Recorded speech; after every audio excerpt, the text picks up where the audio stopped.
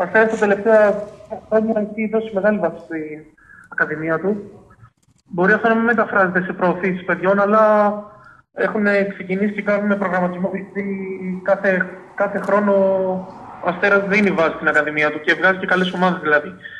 Όχι τόσο για το πρωτάθλημα να πούμε, όσο για να παίζουν καλό ποδόσφαιρο.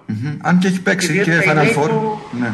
Ορίστε. Έχει παίξει και Final Four με την ΚΑΠΑ 17, έχει πάρει και τον Nike Premier Cup με την ΚΑΠΑ 15, έχει φέρει και επιτυχίες αρκετές. Αυτό που διακρίνει πάντα τον Αστέρα στους νέους ειδικά είναι η δύναμη που βγάζει σαν ομάδα, δηλαδή το δυνατό παιχνίδι πέρα από την τακτική. Αυτό νομίζω ότι είναι κάτι που ενδιαφέρει και αρέσει και στους προπονητές του Αστέρα. Σωστό. Μακάρι πολύ γρήγορα να δούμε πολλά παιδιά να παίρνουν και την ευκαιρία τους στην πρώτη ομάδα και μακάρι να ανταποκριθούν στις απαιτήσεις, γιατί η αλήθεια είναι πως το επίπεδο έχει ξεφύγει και οι ευκαιρίες είναι δύσκολο να πάρθουν. Ναι, σίγουρα. Εντάξει, η απόσταση των νέων με την πρώτη ομάδα είναι μεγάλη. Ναι, θέλει πολύ δουλειά. Μιλάμε για επίπεδο Αστέρα Τρίπολη, ΣΠΑΟΚ, Ολυμπιακό, Ατρομήτου. Σωστό. Γενικότερα τώρα, για πες μας για τα πρωταθλήματα της Super League των Ακαδημιών. Γενικότερα τώρα να το πάμε με τη σειρά στους νέους που έχουν παίξει και τα περισσότερα μάτια, έχουν δώσει 5 αγώνες μέχρι τώρα οι μικροί. Παναθηναϊκός, Ολυμπιακός, Πανιώνης και Ατρόμητος είναι στην πρώτη τετράδα. Αυτές είναι που έχουν ξεχωρίσει και βαθμολογικά τουλάχιστον, γιατί ο Παναθηναϊκός έχει μέχρι στο απόλυτο με 15 βαθμούς σε 5 αγώνες. Ο Πανιώνης και Ατρόμητος με 13 βαθμούς σε 5 αγώνες. Τώρα το Σάββατο είχαμε τον ντέρμπι κορυφής μέχρι πρότινος Ολυμπιακό Πανιωνίου, αλλά ήταν 0-0.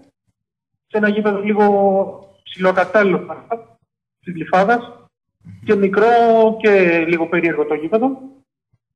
Από εκεί πέρα ο ΠΑΟΚ είναι στην πέμπτη θέση, ο οποίος όμως δεν ξεκίνησε καλά. Τώρα τελευταία όμως έχει αρχίσει και παίρνει λίγο τα πάνω του. Ο ΠΑΟΚ έχει και Ευρώπη αυτή την εβδομάδα, θα το σημειώσουμε αυτό. Στο Youth League με την Ακαδημία Πούσκας, στον επαναληπτικό αγώνα. Ο Αστέρας Τρίπολης βρίσκεται στην άσπρη θέση, βασικά στην έκτη θέση με ισοβαθμία με Λάρισα και ΑΕΚ, όπου επίσης δεν ξεκίνησε καλά ο Αστέρας, αλλά τα τελευταία μάτια έχει αρχίσει να ανεβαίνει και να παίρνει τους βαθμούς που θέλει στο πρωτάθλημα. Αν και αυτά σημειώνω πολύ ότι και τους προπονητές της ομάδας δεν έχουν σημασία τόσο η βαθμολογική συγκομιδία όσο η ποιότητα που βγάζει η ομάδα. Σωστό. Τώρα για τους έφηβους που ξεκίνησαν πιο μετά, δεν είναι αγωνιστική δράση, γιατί είναι η εθνική πέδων στην Ανδώρα και τα προκριματικά του Ευρωπαϊκού Πρωταθλήματος, που πέρασε και στην επόμενη φάση, την Elite Round να σημειώσουμε. Και είχε και δύο παιδιά. Είχε και δύο παιδιά που έπαιξαν χθες με την Ανδώρα, τον Γκλέζο και τον Ατζουλά από τον Αστέρα. Μπράβο, ναι, κέρδισε χθες 3-0 η εθνική. Και πέρασε στην επόμενη φάση. Τώρα το τρίτο και τελευταίο μάτς είναι διαδικαστικού χαρακτήρα. Αν και όπως δήλωσε και ο προπονητής θέλει. Όσον αφορά με τη βαθμολογία της Super League, η ΑΕΚ είναι εκεί πρώτη, αλλά έχει ένα παραπάνω μάτς από Παναθηναϊκό, Ολυμπιακό και Αστέρα Τρίπολης που βρίσκονται στη δεύτερη θέση σε ισοβαθμία.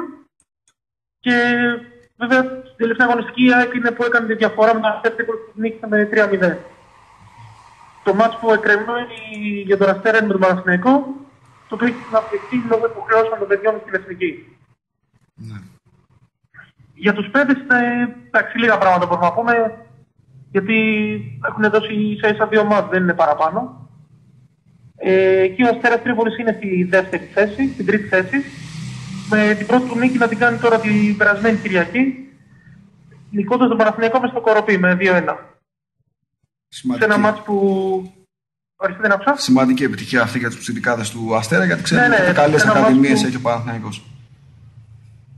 Ναι, αυτό τα δύο τελευταία χρόνια βέβαια έχει αρχίσει να πεθαίνει το Παναθηναϊκό, αλλά φέτος τουλάχιστον κάτι κάνουν, προσπαθούν με κάποια πράγματα περισσότερα να ανεβεί ο Παναθηναϊκός.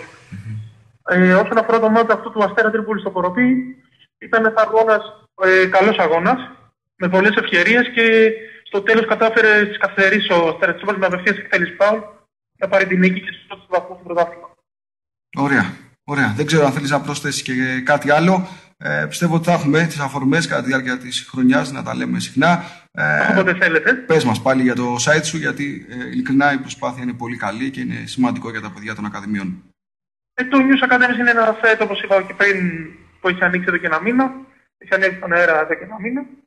ασχολούμαστε με όλες τις ακαδημίες των ομάδων, όχι μόνο Super League, αλλά όσο μπορούμε για Football League και στα τοπικά και γάμα εθνική. Βέβαια, Football League τώρα, με αυτά που γίνονται εκεί πέρα, δεν έχει ξεκινήσει ακόμα καν το πρωτάθλημα. Αλλά τέλος πάντων. Είμαστε με όχι μόνο ρεπορταζιακά, περισσότερο θεματολογία υπάρχει με αφιερώματα σε ακαδημίες και σε παιδιά που ξεχωρίζουν και πιστεύουμε ότι μπορούν κάτι να κάνουν στο μέλλον.